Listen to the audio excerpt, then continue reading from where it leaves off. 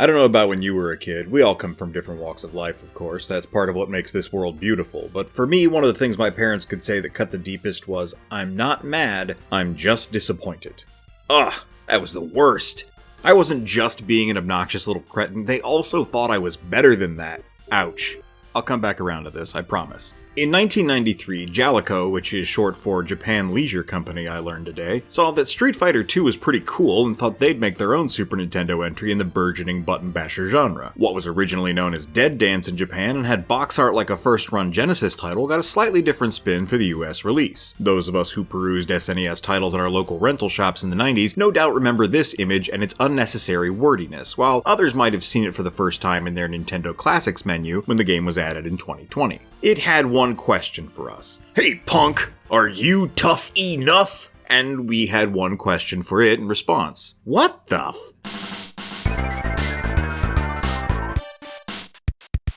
I'm Eric J. Chucky, and welcome to Violent Profiles, where we discuss obscure fighting games and the rosters that define them. I fully believe you are tough enough to punch out that like button and leave a comment telling us how tough you really are. If you're cool enough, you could subscribe to the Patreon, but if you don't have the spare change for my tip jar, that's fine. Share the video with your friends, and don't forget to subscribe or you might never see me again. Tough Enough is the proud owner of one of the worst box arts in the Super Nintendo library. Not the worst, that goes to Rival Turf, coincidentally made by the same company. Post-apocalyptic the kids looking ass. And before you say anything, Phalanx is not the worst box art on the SNES. It's one of the best. Look at that old banjo man. It's provocative. No, it's not. It gets the people going. Nothing could have turned me off this game like that box art. You guys know me, I'm a sucker for mediocre fighting games and always have been. In fact, until I saw SNES Drunk's review, I assumed it was a side-scrolling beat-em-up like the rest of the Rushing Beat series. Mind you, that doesn't make this a good game. There's nothing strictly wrong with the mechanics, even if they are underwhelming. The characters have personality, there's a nifty replay system, which is crazy for the Super Nintendo. I like the life bars being on the side like that, and story mode had a bit of a progression system in empowering your special moves as you go. And there are even little conversation snippets before the fights. In the Japanese version. These were cut from the Western releases amid some other changes, I'm not sure why. Deadlines, because programming is hard. They also removed the smallest hint of gore in a crimson mask when you get your opponent to half health. And the endings! It gets worse. In a slight improvement over the previous year's Deadly Power Athlete moves, fully 4 of the 11 fighters are playable in story mode. The rest are supposedly accessible via code in versus CPU or 2-player mode, but I couldn't get that to work the way it was described, only allowing for player 2 to take over controls on whoever my opponent happened to be. That's not ideal, but it doesn't matter. None of this matters. My point is, there are only 4 characters who could theoretically have endings in the game, and unless you're playing Dead Dance, all you get to see is your replay footage over the credits. Thankfully, we live in the future, and I can use the internet to track down stuff like PDFs of the manual and use Google Lens on game footage for translations. So, let's dive into the story. It's 2151 and the war to end all wars has nearly destroyed the entire planet. It's Snake Plissken times now, and only the strong survive. The strongest among them, Jade the Fighting King, has built a huge tower in the city, which city isn't clear, just the city, as a monument to said strength. Do you think maybe he's compensating for something? After growing bored of simply defeating whoever wandered into his tower, Jade organized a tournament to determine a champion from each of the 4 great states. You all know them, say it with me now: Hokkaido, Texas, Kyoto, and Holland. You take control of one of these champions to defeat the other 3, scale the tower, and hopefully topple Jade and save the world from eternal chaos. So, who are these 4 fighters? What are their 4 endings? Let's start with Hokkaido's Seo, because he's obviously the protagonist, he's the first guy on the select screen, and he's wearing a headband. You know, if I ever make a fighting game, I'm gonna make the main character some karate user who loves fighting and doesn't understand women named Headband Joe. And when you beat the game with Headband Joe, he dedicates himself to keep on fighting because that's what he does. And the people he fights will wonder, where did he come from? Where did he go? Where did he come from, Headband Joe? Anyhow, Seo wields the fictitious Heavenly Fang style of Yamite, an ancient martial art only practiced in secret. Or he's the leader of the Yamite sect, also known as the Black Hand, who only practice their art of Tenga Hauryu in secret. This manual are bad translation.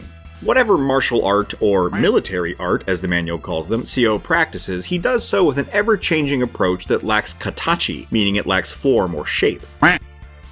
Bold words for a guy with 4 attack buttons, a fireball, an iframe, and a really awkward dashing shoryuken. That's a great move if you feel like the enemy isn't hitting you enough. Defeat Jade with him and he dedicates himself to fighting for justice and preserving the light that has been rekindled in the Fighting King's absence. Next up is Zazie, a proud Texan name if I ever heard one. He's also a member of the Black Hand, or practitioner of it, but the USA branch uses the Earth Claw style, or Chiso how are you? Wait, how are you? How are you? He fights with the power of howdy?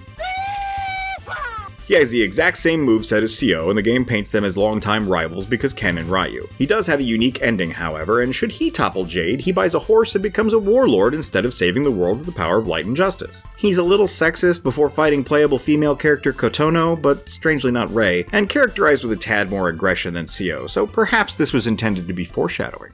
Speaking of Kotono, she fights out of Kyoto using 9 Devils ninjutsu and is here to avenge her father who was killed by Jade. She uses a pair of kunai and is delightfully agile, probably my favorite of the main quartet. End the Fighting King's reign of terror, and Kotono finds peace in his destruction, returning home to celebrate her father's memory by becoming the best dang shinobi there ever was. These endings aren't deep, as you can see, so we're not missing out on much with most of the roster lacking them. Our final intentionally playable character is Vorts. This genetic hybrid of Bruce Willis and Zangief is known as the King of Beasts in Holland's pro wrestling circuit, and uses his great strength to dish out tons of damage. He's a man of few words, but he does mention he's come to the tower looking for someone. That someone is Gadget. You may consider it's pronounced Gait given his origin, but no, the Japanese translation uses the word Gadget specifically. Another pro wrestler, another palette swap that looks and fights almost exactly the same, but this one wears a mask. We learn the two are siblings after Vorts defeats the Fighting King. Gadget sees the error of his ways, and the pair resolve to teach pro wrestling techniques and discipline to the young people of the world in hopes to build a brighter future. I suppose given the structure of the story, it makes sense that there aren't any endings for the villains. The status quo is upheld, Jade reigns supreme, and life continues to be post-apocalyptic suffering until the next round of heroes come to challenge at Jade's tower. Thankfully, the manual has backstory blurbs, so I can tell you things like how Dolph here used to be special forces in Libya until he betrayed his unit and escaped to the Fighting King's tower. Covert operations and guerrilla warfare are his typical strategies, but in a two-dimensional open arena, he settles for blowing you up with a bazooka and stabbing you with his Bowie knife. Get the picture? On the other hand, most of Rei's character is conveyed through the in-game dialogue. She's a Japanese sorceress and student of bone-breaking Kenpo who uses her dark magic and Tetsugeta in combat. She's a fanatical believer in Jade's godhood and is both defiant and gobsmacked that any of the heroes would consider challenging his might. Shiro is similarly serious and reverent of the God King, but his focus is on his deadly ninja skills. Another Japanese native, this purple-clad practitioner of Kumogakure was given superhuman power in exchange for loyalty to Jade. He can walk on the ceiling, he uses a badass katana, and fires out this weird ground energy attack. What's that made out of, Shiro? It's Slim Jim? Oh, yeah! Who knew meat could be so deadly? Shiro's pretty cool, but my favorite guy on the roster is Bronx native Beans. Beans. Beans. Beans. Beans. Beans. Beans. Bean. Beans. Roll that beautiful bean footage. I fully don't know what Beans' deal is. He's likely an homage to Wes from Mad Max, but he's also doing his own weird thing with that curly ultra-high pompadour. It's hard to grab characterization from Google Lens's translation of his dialogue. He just sort of denies you access to the ground floor of the tower, but the manual calls him wild and crazy. He bites the air like a dog bites water, so that tracks. My favorite part about Beans, however, and there's so much to like, is his fighting style. American Sack. American Sack. Perfection. The penultimate warrior is written as K's, that's K''S, like belonging to K. Google Lens translates one of his dialogues as introducing himself as Keith, which is a good name, but perhaps not as intimidating or off-putting as a single possessive letter. K's looks like Liquid Snake with a mullet and giant tube arms that grant him an unfair amount of reach. Not that he needs it with his big lightning slam attack. He's a tough customer who seems to be on the back foot in a lot of his intro dialogues, where he expresses surprise that you made it to the weapons factory level of Jade's tower, and in his general, inexplicable shoelessness. Who let the dogs out? I don't want to get my ass kicked by a guy who looks like he just got out of the shower and isn't even finished dressing yet. That's demoralizing. Finally, there's Jade himself, or Jado if you prefer the Japanese version. The manual says he's wearing bronze armor, but I don't remember bronze being so purple. They also make a big deal about him being mysterious, but they mention him right there in the opening, and he's the guy screaming on the Tough E Nuff box art. He's got a cool stage, strong moves, and the lightning streak backdrop does a great job of setting the mood. Good graphics, coherent story with a sort of Fist of the North Star vibe, decent controls and mechanics, so why aren't we drowning in Tough E Nuff sequels today? Well, by 1993, we already had the Champion and Turbo editions of Street Fighter II, so the market was accustomed to fighting games where you got to play as more than 4 characters. Even Deadly Power Athlete Moves managed to let you play as everyone in non-story mode, though that game had only been out for 4 months by the time of Dead Dance's release. Maybe Jaleco had other stuff they wanted to do, like Operation Logic Bomb or Ignition Factor. They stuck around for a while too, before going defunct in 2014 and selling off their IPs to a company named for one of their games, City Connection. That IP still persists today, and we're even supposed to be getting a Rushing Beat revival sometime this year, so who knows? Maybe the next resurrection will be for Jade Jado and all of his friends. Despite the questionable box art, Tough Enough isn't a bad game. It doesn't make me mad, but getting my hands on it and tooling around for a few hours, I am disappointed. Next time on Violent Profiles, we return to the land of 3 dimensions to the N64 with a title I hadn't even heard of until one of you lovely folks requested it. How did I miss this one? It must have flown right by me. If you're curious to see that now, want to peep the Season 0 episodes, or would just like to support the channel and enable future videos to be made, head on over to the Patreon at the $5 tier. Your name will join the ranks of the high scores on screen, and I'll be able to afford fashionable pants. You don't want me running around in ugly pants, do ya? Until next time, white out.